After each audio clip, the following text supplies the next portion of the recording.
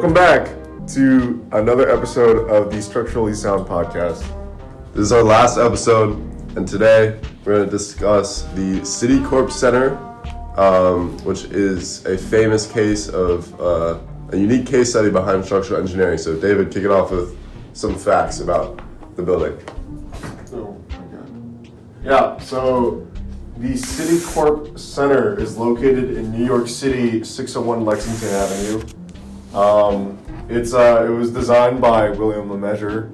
Shout out. One of Danny's dream co-ops. It's 59 stories tall. It's 915 feet tall. It was built in 1977 for Citibank.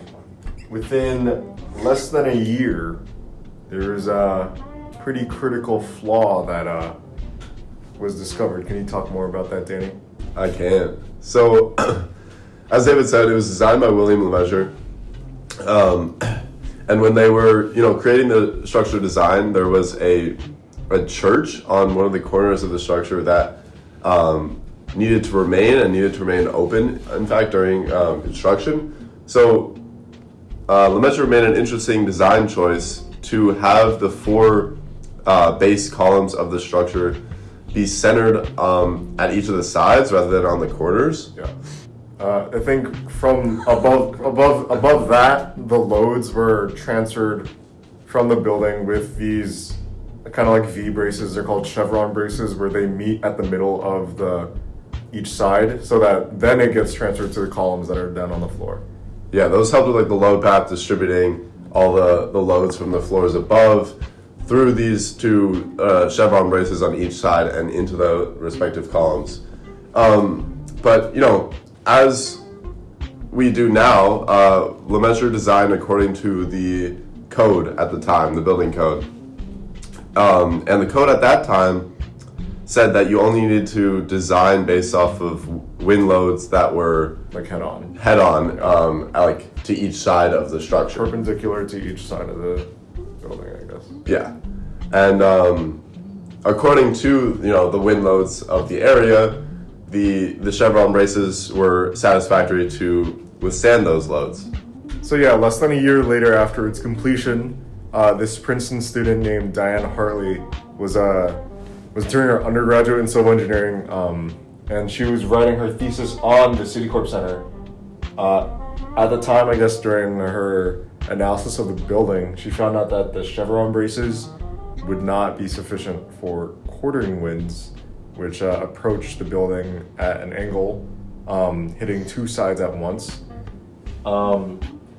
So I guess like somewhere along the story, it said that she tried contacting LeMessurier. According to some articles, it says that he didn't get the message,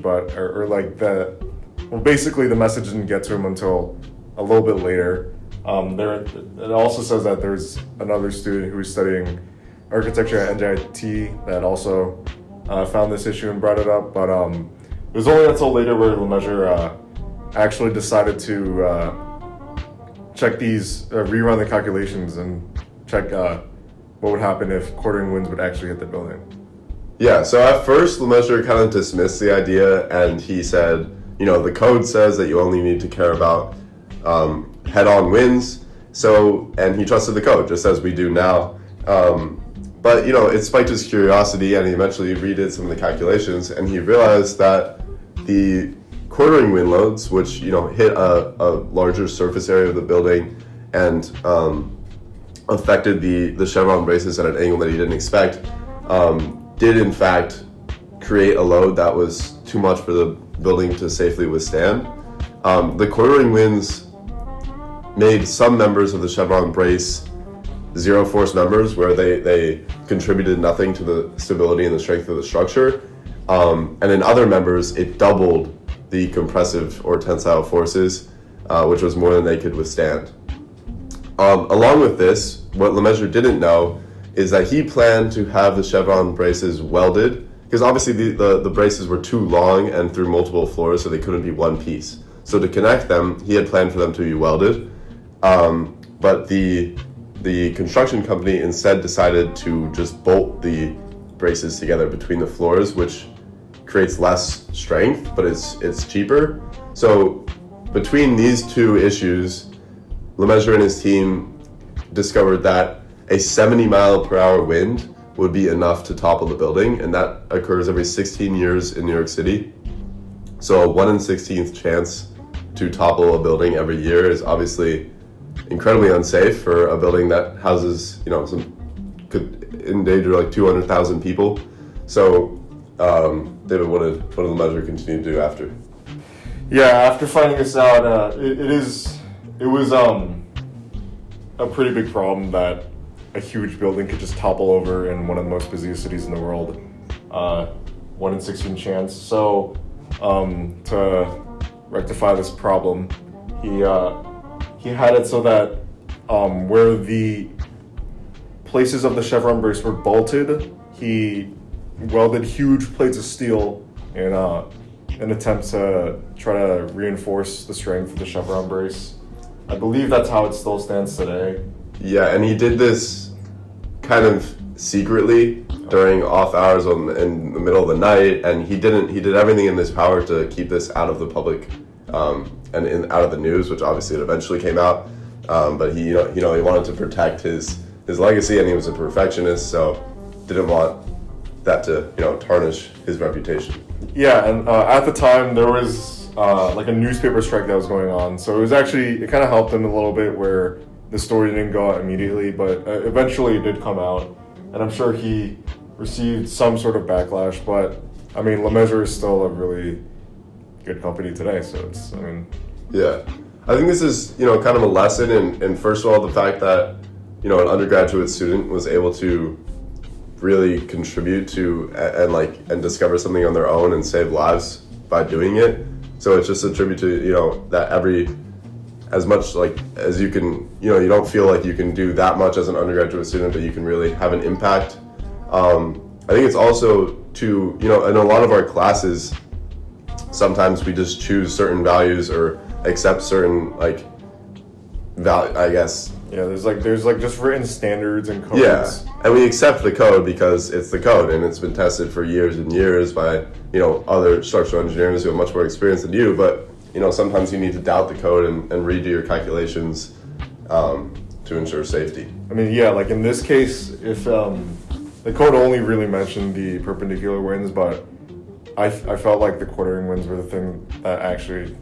I'm sure the perpendicular winds were for structures that weren't a chevron brace. It was kind of a combination of using chevron brace, quartering winds, and the welds. But the code alone saying that you only really need to account for perpendicular winds, I feel it kind of took me a step back. It was It's interesting how something that's so set in stone and written by all these professionals can be so wrong.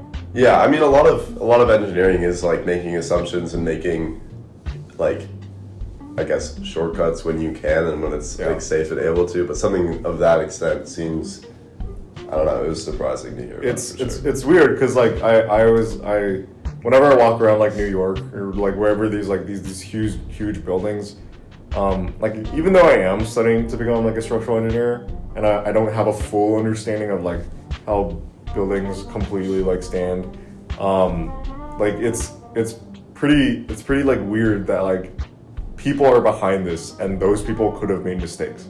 It's kind of scary when you put it into that point of view, but it just puts things into perspective a lot better.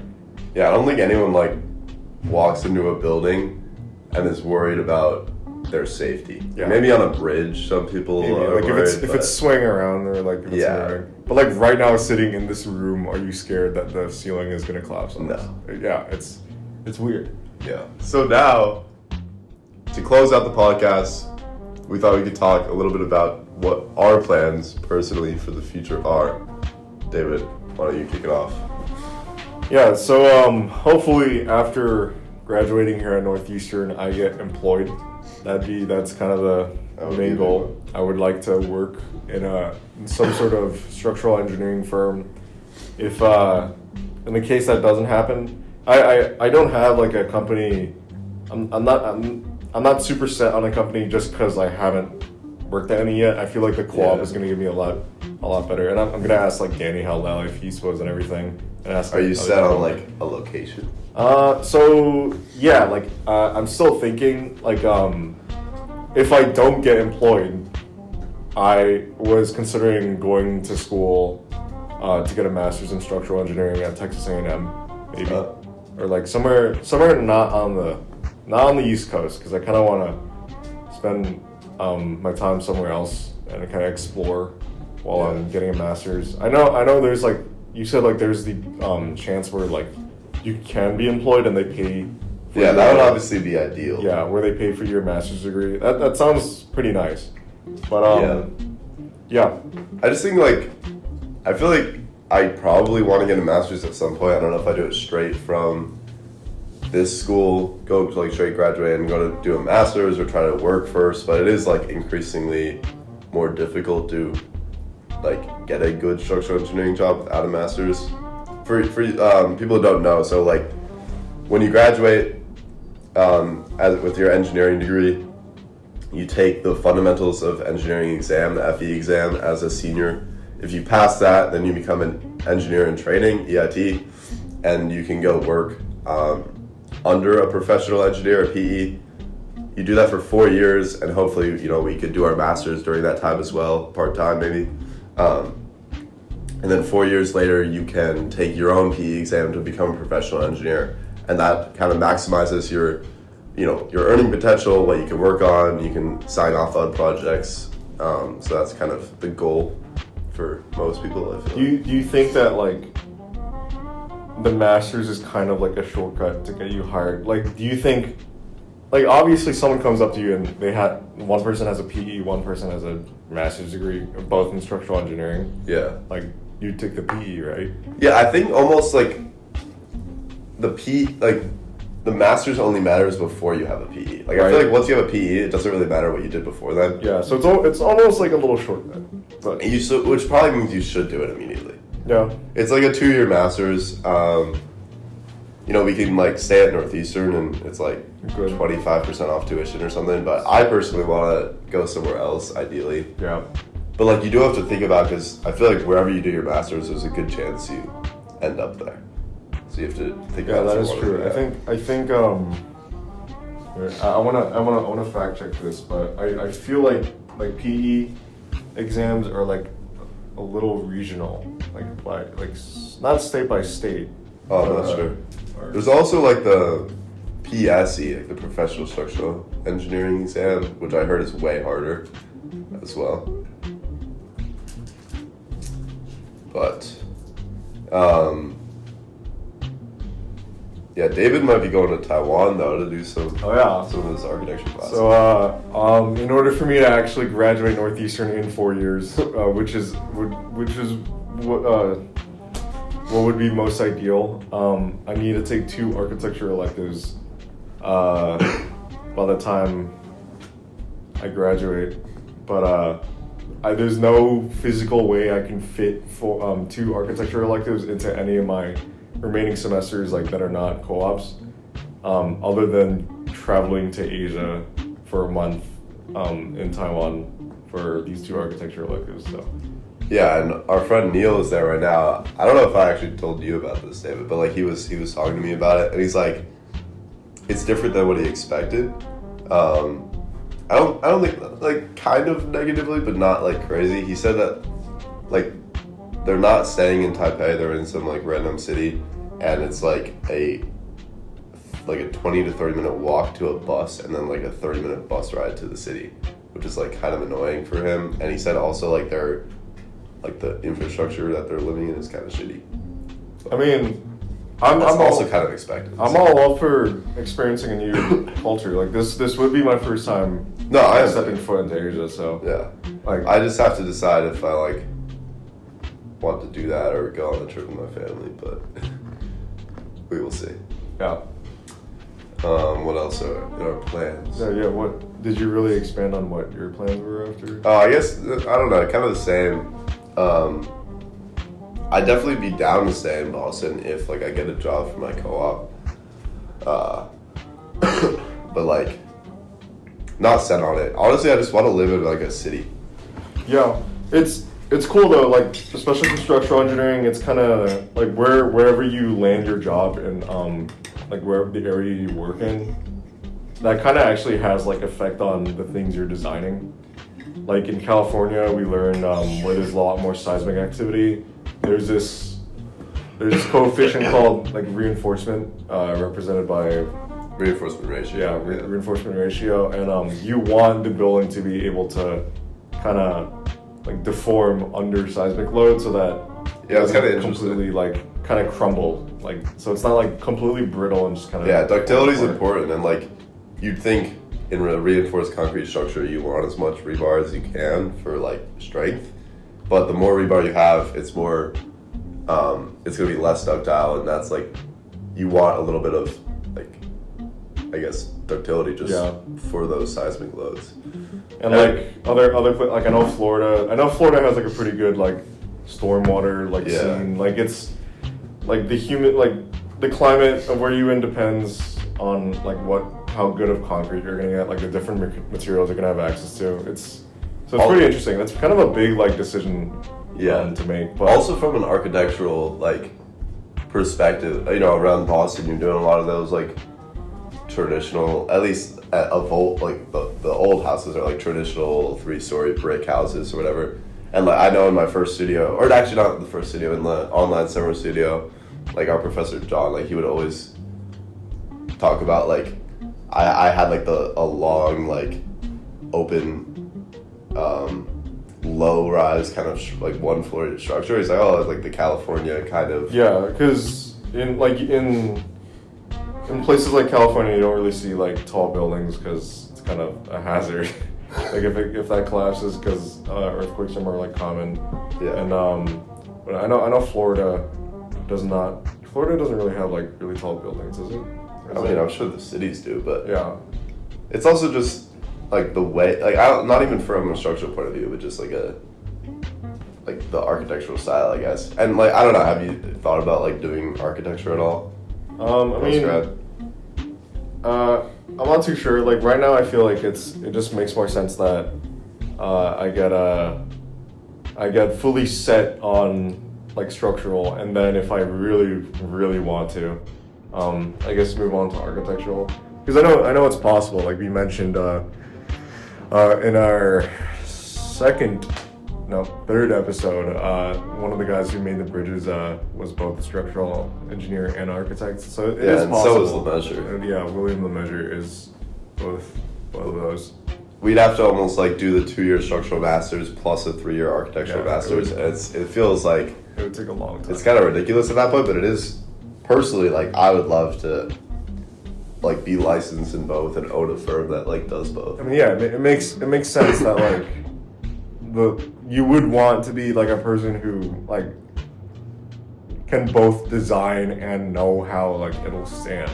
Well, there is a gray line like between structural engineering and architecture. Like obviously the architect's doing like the facade design, but like who's choosing where the columns are placed and stuff like that. Yeah. It's kind of a mix of both. So a company like Lemessurier, I know, does more of the design that's like in between, versus some structural engineering companies just do like the physical structure and let the architect do everything else. So I would definitely want to at least work for a company that, you know, does more of the design side as well. Yeah, I know Skanska, like the place I'm doing a co-op at, they do design build, like so big like heavy civil companies would take bids for like a new proposal and everything, and they would design their own. So they have some sort of department where they design buildings. I'm not sure, I'm sure it's not so that it can be like super aesthetically pleasing, but like they do some sort of design. And by design, it's like the word design in engineering the connotation is less creative and more like problem solving. I feel like so. Yeah. All right. Well, we will wrap up there on the Structurally Sound podcast. We hope you guys enjoyed and learned something a little bit. You know, saw some cool buildings, some cool funky David bridges. Yeah. So, thanks for tuning in.